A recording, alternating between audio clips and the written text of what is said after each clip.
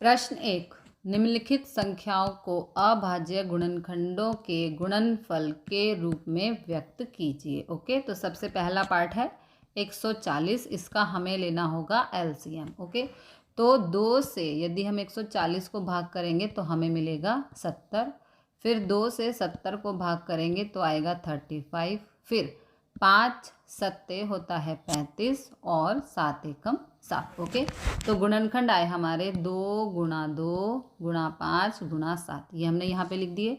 अब 2 बारी है तो हम इसे लिख सकते हैं 2 की घात 2 और गुणा में 5 गुणा में 7। ओके, नाउ पार्ट 2, 156, इसका हमें लेना होगा एलसीएम। 2 से 156 को भाग करेंगे तो आएगा 78, फिर 2 से 78 को भाग करेंगे तो आएगा 39, फिर 3 से क्यों कर रहे हैं, क्योंकि देखो 3 + 9 होता है 12, 12 3 की टेबल में आता है, इसलिए 3 से 39 भाग होगा। तो 3 से 39 को भाग करेंगे आएगा 13, फिर 13 एकम 13। तो गुणनखंड आए हमारे 2 गुणा 2 गुणा 3 गुणा 13, ये यहाँ पे लिख दिए। अब 2 बारी है तो इसे हम 2 की घात 2 गुणा 3 गुणा 13 लिख सकते हैं। ओके, नाउ पार्ट 3, 3825, इसका हमें लेना होगा एलसीएम। तो यहाँ पर देखो सबसे पहले हमने 3 से किया, क्योंकि 8 और 3 11, 11 और 2 होता है 13, 13 और 5 होता है 18, 18 3 की टेबल में आता है, इसलिए हम इस नंबर को 3 से भाग कर सकते हैं।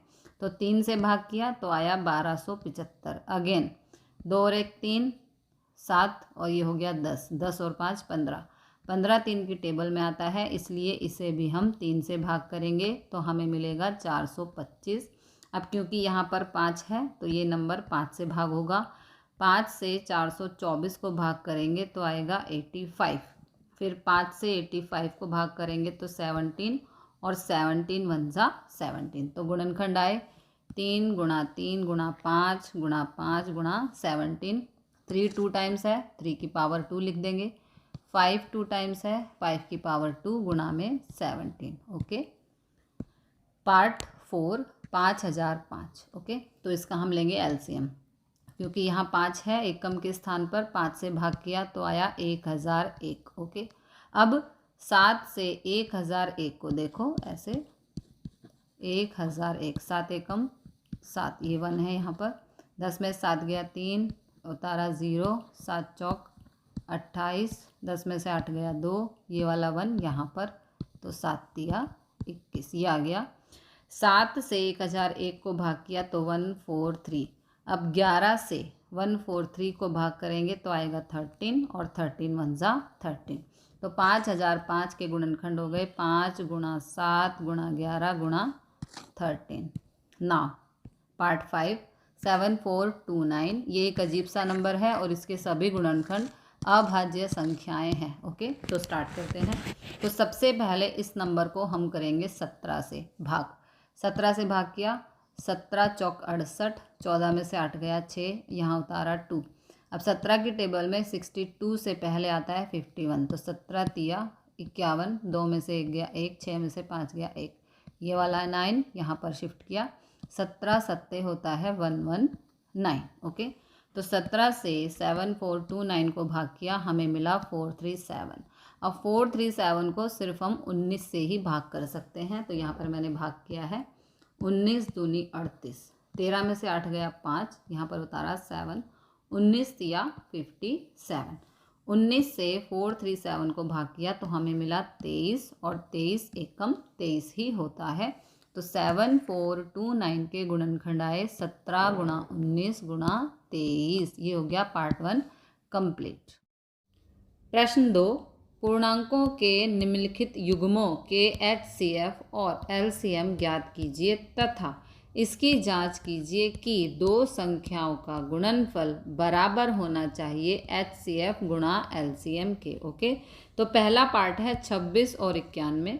सबसे पहले हम 26 का लेंगे LCM। ओके, तो 2 से 26 को भाग करेंगे तो आएगा 13, और 13 1 जा 13। 26 का LCM आ गया 2 × 13। अब 91 का LCM करेंगे तो 91 7 से 91 को भाग करेंगे तो आएगा 13 और 13 वन ज़ा 13, तो 91 के फैक्टर्स हो गए 7 इंटू 13।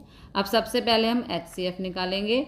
HCF होता है जो नंबर दोनों के फैक्टर्स में हो उसे हम कहते हैं HCF। तो यहाँ पर भी 13 है और यहाँ पर भी 13 है, इसलिए इन दोनों नंबर्स का HCF हो गया 13। और अब आता है LCM। तो LCM होता है जो लोवेस्ट पावर के साथ नंबर हो वो हम लेंगे। ओके, देखो यहाँ पर है 2 और फिर है 7 और फिर है 13। तीनों नंबर की पावर एक ही है। यहाँ पर 2 की पावर 1 है, यहाँ पर 7 की पावर 1 है और यहाँ पर 13 की पावर भी दोनों जगह 1 है। तो दोनों में से एक बार ही हम 13 लेंगे। तो LCM हो गया 2 इंटू 7 इंटू 13। इन सबको मल्टीप्लाई करेंगे तो हमारे पास आएगा 182। ये हो गया HCF और ये हो गया LCM। ओके, तो अब दो संख्याओं का गुणनफल यानी कि 26 इंटू 91 हो गया 2366। ओके, और HCF है 13, LCM है 182। तो इन दोनों को मल्टीप्लाई करने पर आया है 2366। इस प्रकार दो संख्याओं का गुणनफल बराबर है HCF गुणा LCM के। ये हो गया पार्ट 1। अब करेंगे पार्ट 2। पार्ट 2 में हमें दिया है 510 और 92। तो सबसे पहले हमें करने होंगे 510 के फैक्टर और 92 के फैक्टर। तो 2 से 510 को भाग करेंगे तो आएगा 255। फिर 3 से क्यों करना है, क्योंकि 5 और 5 10 और 2 हो गया 12 3 की टेबल में आता है, इसलिए 255 को हम 3 से करेंगे डिवाइड। तो 3 से 255 को डिवाइड करने पर हमें मिला 85। फिर 5 से 85 को डिवाइड करेंगे तो 17 और 17 वन ज़ा 17। ये हो गए 510 के फैक्टर्स। अब 92 के फैक्टर करने हैं तो 2 से 92 को डिवाइड करने पर आएगा 46। 2 से 46 को डिवाइड करेंगे तो आएगा 23 और 23 वन ज़ा 23। ये हो गए फैक्टर्स दोनों नंबर के। तो 510 के फैक्टर्स और 92 के फैक्टर्स ये हैं। यहाँ पर 2 दो बारी है तो इसे हम 2 की पावर 2 लिख सकते हैं। ओके, अब लेना है हमें HCF। तो HCF वो होता है जो दोनों के फैक्टर्स में जिसका पेयर बन रहा हो। तो यहाँ पर सिर्फ और सिर्फ 2 का पेयर बन रहा है, बाकी किसी भी नंबर का यहाँ पर कोई पेयर नहीं बन रहा है। तो ये हो गया हमारा HCF 2। अब बात करते हैं LCM की। LCM वो होता है फैक्टर्स में जिसकी हाईएस्ट पावर हो। देखो यहाँ पर 2 की पावर 1 है और यहाँ पर यदि हम यहाँ कंपेयर करें, यहाँ पर 2 की पावर 2 है, तो हमें हाईएस्ट पावर वाला नंबर लेना है। तो ये 2 की पावर 2 और ये 2 की पावर 1, इनमें से इस वाले 2 की पावर ज़्यादा है तो इसे हम यहाँ पर ले लेंगे। ओके, LCM में। उसके बाद है 3 यहाँ पर है, यहाँ पर नहीं है, और 3 की हाईएस्ट पावर 1 ही है तो 3 को हम एक बार ले लेंगे।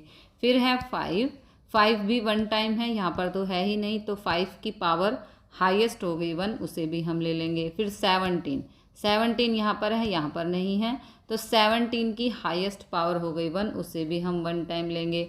फिर है 23 भी यहाँ पर है, यहाँ पर नहीं है, तो 23 की हाईएस्ट पावर हो गई 1, उसे भी हम यहाँ पर 1 टाइम ही लेंगे। तो इन सब को मल्टीप्लाई करने पर आएगा 23,460।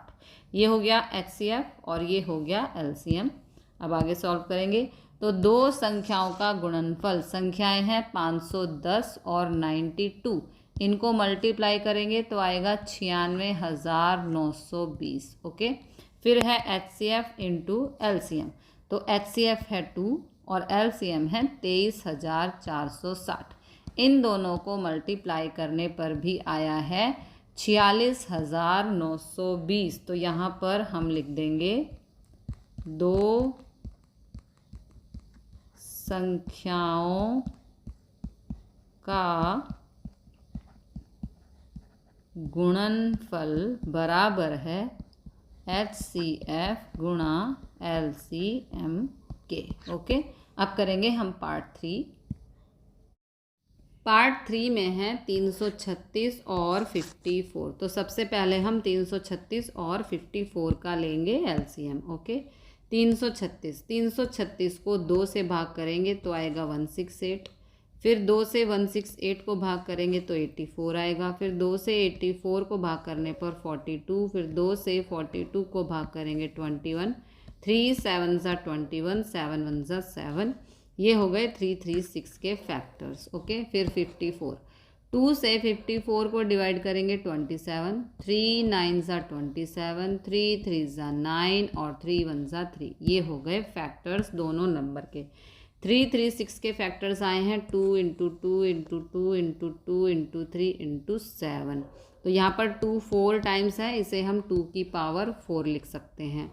54 के फैक्टर्स हैं 2 इंटू 3 इंटू 3 इंटू 3, यहाँ पर 3 3 टाइम्स है तो इसे हम 3 की पावर 3 लिख सकते हैं। ओके, अब हमें निकालना है HCF। HCF होता है जहाँ पर फैक्टर्स के पेयर बन रहे हो। देखो यहाँ पे 2 का पेयर बन रहा है। ओके, उसके बाद यहाँ पर 3 का पेयर बन रहा है। उसके अलावा देखो यहाँ पर 2 है, यहाँ पर 2 नहीं है, यहाँ पर 2 है, यहाँ पर नहीं है। इसके अलावा किसी भी नंबर का पेयर नहीं बन रहा है। तो हमारा HCF आया, इस पेयर में से हम 2 पिक करेंगे और इस पेयर में से हम 3 पिक करेंगे। तो HCF हो गया 2 इंटू 3 मतलब कि 6। अब आया LCM। LCM में हम क्या करते हैं, जिस फैक्टर की हाईएस्ट पावर हो, स्टार्टिंग हम करेंगे 2 से। तो यहाँ पर देखो 2 की हाईएस्ट पावर 4 है और यहाँ पर 2 की पावर है 1, तो हाईएस्ट 4 हुई, तो हम ले लेंगे 2 की पावर 4। फिर उसके बाद नंबर है 3, यहाँ पर 3 की पावर 1 है, यहाँ पर 3 की पावर 3 है, तो हमें हाईएस्ट पावर लेनी है, तो 3 की पावर 3 हम यहाँ पर ले लेंगे। फिर है 7, 7 तो 1 टाइम है और उसकी पावर हाईएस्ट है 1, तो हम ले लेंगे यहाँ पर 7। अब 2 की पावर 4 यानी कि 2 इंटू 2 इंटू 2 इंटू 2, ये आ गया 16। 3 की पावर 3 यानी कि 3 इंटू 3 इंटू 3, ये आ गया 27। तो 16 इंटू 27 इंटू 7 करेंगे तो आएगा 3024। ओके, अब दो संख्याओं का गुणनफल 336 इंटू 54 आएगा 18,144। फिर HCF इंटू LCM, HCF है 6 और LCM है 3024, इनको मल्टीप्लाई करेंगे तो आएगा 18,144। ओके, इस प्रकार दो संख्याओं का गुणनफल बराबर है HCF गुणा LCM के। पार्ट 3 भी हमारा कंप्लीट हुआ। प्रश्न 3, अभाज्य गुणनखंड विधि द्वारा निम्नलिखित पूर्णांकों के LCM और HCF ज्ञात कीजिए। तो पार्ट 1 में हमें दिया है 12, 15 और 21। तो सबसे पहले हमें इनके गुणनखंड फाइंड करने होंगे। तो सबसे पहले 12, तो 2 6 12, 2 तिया 6, 3 एकम 3, ये हो गए 12 के फैक्टर। फिर 15, 3 पंजे 15, 5 एकम 5, ये हो गए 15 के फैक्टर। फिर 21, तो 3 7 ज़ा 21, 7 1 ज़ा 7, ये हो गए 21 के फैक्टर। ओके, तो 12 के फैक्टर हैं 2 इंटू 2 इंटू 3, तो यहाँ पर 2 2 टाइम्स है, इसे हम 2 का स्क्वायर लिख सकते हैं, इंटू में 3। 15 के फैक्टर है 3 इंटू 5, 21 के फैक्टर है 3 इंटू 7। तो सबसे पहले HCF देखो 3 यहाँ पर भी है, 3 यहाँ पर भी है और 3 यहाँ पर भी है, तो सभी में 3 है, तो इसलिए HCF हो गया 3।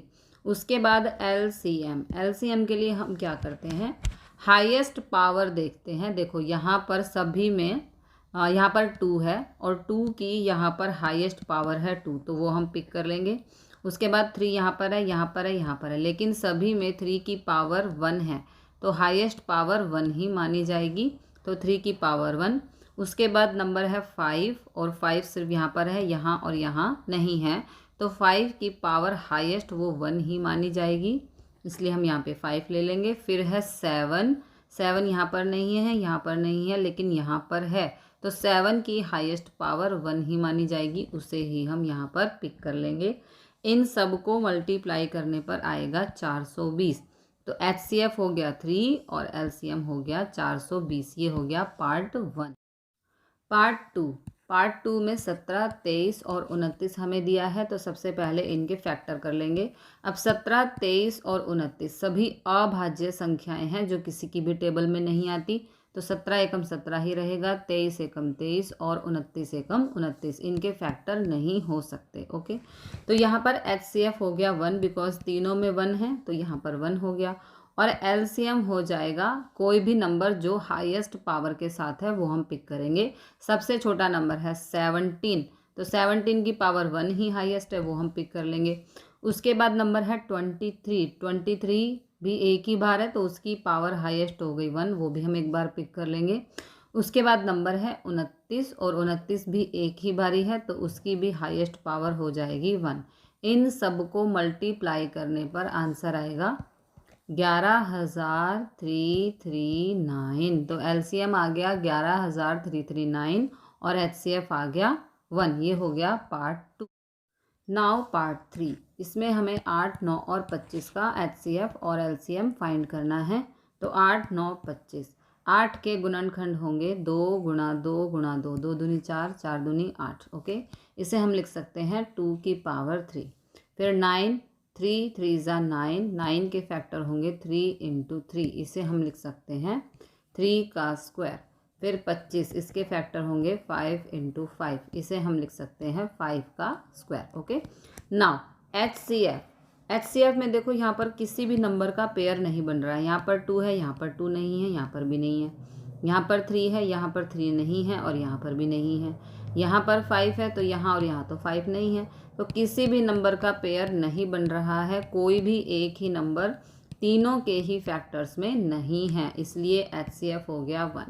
फिर LCM में हम किसी भी फैक्टर की हाईएस्ट पावर को पिक करते हैं। तो सबसे पहले स्टार्टिंग करेंगे 2 से। 2 की हाईएस्ट पावर है 3, उसे यहाँ पर पिक कर लिया। उसके बाद नंबर है 3, 3 की हाईएस्ट पावर है 2, उसे यहाँ पर पिक कर लिया। उसके बाद नंबर है 5, 5 की हाईएस्ट पावर है 2, तो उसे भी यहाँ पर पिक कर लिया। अब इन सबको मल्टीप्लाई करेंगे तो आंसर आएगा 1800। देखो 2 इंटू 2 इंटू 2, ये इसके लिए हमने लिखा 3 का स्क्वायर यानी कि 3 इंटू 3 और 5 का स्क्वायर यानी कि 5 इंटू 5। इन सबको मल्टीप्लाई करेंगे तो आंसर आएगा 1800। HCF हो गया 1 और LCM हो गया 1800। प्रश्न 4, यदि HCF 306 और 657 बराबर 9 दिया हो तो LCM 306 और 657 बताओ। ओके, तो यहाँ पर प्रश्न है HCF हमें दिया है 2 नंबर का 9 और हमें उन्हीं 2 नंबर का LCM बताना है। ओके, तो सबसे पहले जो 2 नंबर हमें दिए हैं, पहले नंबर को हम A लेट करेंगे, दूसरे नंबर को हम B लेट करेंगे। तो यहाँ पर एक फॉर्मूला होगा LCM ऑफ AB। LCM हम यहाँ पर इसलिए लिख रहे हैं क्योंकि LCM ही हमें बताना है। ओके, तो LCM ऑफ AB, A का मतलब ये वाला नंबर, B का मतलब ये वाला नंबर। LCM ऑफ AB, इसका फार्मूला होगा A गुणा B अपॉन में HCF ऑफ AB। ओके, यदि HCF पूछा होता तो हम यहाँ पर HCF लिखते और यहाँ पर LCM लिखते। ओके, A गुणा B यहीं रहेगा। तो LCM हमें निकालना है, इसलिए हमने LCM को यहाँ पर लिखा है। अब A गुणा B यानी A की जगह 306, B की जगह 657, HCF ऑफ AB जो हमें गिवन है 9। ठीक है, तो इसे हम यहाँ पर लिख देंगे। अब इसे हम सॉल्व करेंगे आगे। तो ये देखो यहाँ पर ये 9 है और यहाँ पर ये 306 है, इसे हम कट करेंगे 3 से। क्यों? 3 की टेबल में 9 आता है और 3 और 6 हो गया 9, 9 3 की टेबल में आता है, इसलिए 306 भी 3 से भाग होगा। तो ये मैंने भाग किया है यहाँ पे, 3 से 306 को भाग करेंगे तो हमें मिलेगा 102। ये हो गया हमारा कैंसिल 3 से, यहाँ पर आ गया 3 और यहाँ पर आ गया 102। ओके, अब ये हो गया 102 गुणा 657 अपॉन में 3। अगेन ये तो 3 से कैंसिल हो ही जाएगा, 3 तो 2 और 1 होता है 3, 3 3 की टेबल में आता है, इसलिए 102 भी 3 से डिवाइड होगा। तो 3 से 102 को डिवाइड किया, यहाँ पर आया 34। ठीक है, 3 से हमने इसको कैंसिल किया तो यहाँ पर आ गया 34, यहाँ पर आ गया 1। नाउ ये हो गया 34 और ये हो गया 657 एज इट इज़। इन दोनों को मल्टीप्लाई करेंगे तो आंसर आएगा 22,338। तो एलसीएम ऑफ 306657 आया 22,338। This is the answer. प्रश्न 6, व्याख्या कीजिए कि 7 × 11 × 13 + 13 और 7 × 6 × 5 × 4 × 3 × 2 × 1 + 5 भाज्य संख्याएं क्यों हैं। ओके, तो सबसे पहला पार्ट है 7 × 11 × 13 + 13।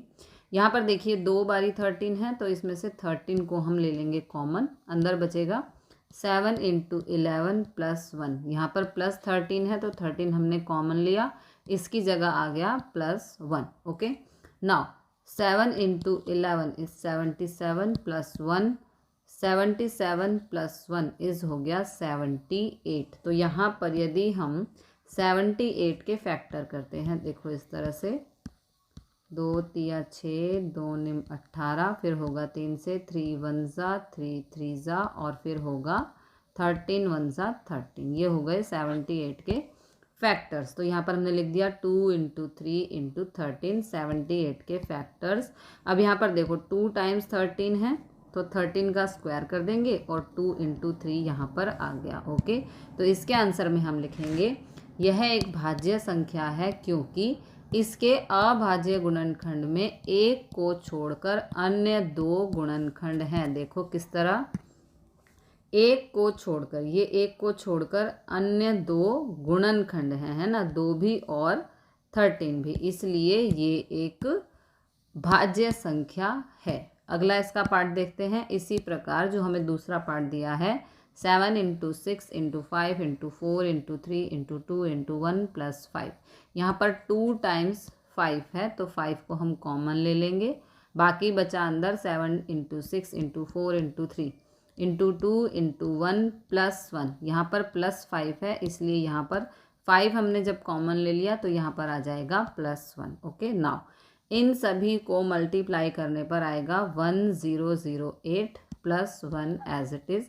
1008 + 1 होगा 1009। तो यहाँ पर भी, अतः यह भी एक भाज्य संख्या है क्योंकि इसके भी अभाज्य गुणनखंड में एक को छोड़कर अन्य 2 गुणनखंड हैं। जो ये दोनों संख्याएं हैं ये दोनों गुणनखंड है, इसलिए ये भी एक भाज्य संख्या है। प्रश्न 7, किसी खेत के मैदान के चारों ओर एक वृत्ताकार पथ है।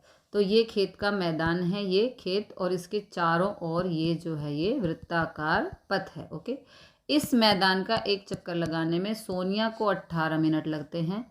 ये पूरा चक्कर लगाने में सोनिया को 18 मिनट लगते हैं और इसी मैदान का एक चक्कर लगाने में रवि को 12 मिनट लगते हैं। मतलब रवि भी जब एक चक्कर लगा रहा है तो उसे सिर्फ 12 मिनट लग रहे हैं। तो मान लीजिए वे दोनों एक ही स्थान, मान लो यहाँ से उन्होंने शुरू किया, ये प्रारंभ बिंदु है, एक ही स्थान एक ही समय पर एक ही बिंदु से, मतलब कि यहाँ से ही एक ही दिशा में, मान लो कि दोनों इसी तरफ जा रहे हैं चक्कर लगाते हुए, ठीक है, इसी दिशा में दोनों सेम साइड पे जा रहे हैं, चक्कर लगाना प्रारंभ करते हैं तो कितने मिनट के बाद दोनों प्रारंभ बिंदु पर इकट्ठे होंगे। यहाँ से उन्होंने चक्कर लगाना शुरू किया तो प्रश्न ये है कि जब दोनों चक्कर लगाना शुरू करेंगे तो वो वापस इसी प्रारंभ बिंदु पर कितने मिनट के बाद इकट्ठे होंगे। ओके, तो इसे हम सॉल्व करेंगे। सिंपली यहाँ पर एलसीएम लेना है 12 और 18 का, तो सबसे पहले इसके फैक्टर कर लेंगे। 12 के फैक्टर 2 6 = 12, 2 3 = 6 और 3 1 = 3। फिर 18 के फैक्टर 2 9 = 18, 3 3 = 9 और 3 1 = 3। ये फैक्टर्स हो गए। तो 12 के फैक्टर्स 2 × 2 × 3, इसे हम लिख सकते हैं यहाँ पर 2 टाइम्स है तो 2 का स्क्वायर कर देंगे। फिर 18 के फैक्टर्स 2 × 3 × 3, यहाँ पर 3 2 टाइम्स है तो इसे हम 3 का स्क्वायर लिख देंगे। तो एलसीएम ऑफ 12 और 18 क्या होगा, हाईएस्ट पावर जहाँ पर होगी जिस भी नंबर की। तो देखो सबसे पहले यहाँ पर भी 2 है, यहाँ पर भी 2 है और 2 की हाईएस्ट पावर है 2, तो वो यहाँ पर हम पिक कर लेंगे। फिर उसके बाद नंबर है 3, 3 यहाँ पर भी है, 3 यहाँ पर भी है, लेकिन हाईएस्ट पावर यहाँ पर है ना। यहाँ पर 1 पावर है, यहाँ पर 2 है, तो इसलिए हम 3 की पावर 2 को यहाँ पर पिक कर लेंगे। अब 2 स्क्वायर यानी कि 4, 3 स्क्वायर यानी कि 9, 9 4 ज़ा 36, यानी कि 36 मिनट के बाद दोनों फिर से प्रारंभ बिंदु पर इकट्ठे होंगे। This is the answer.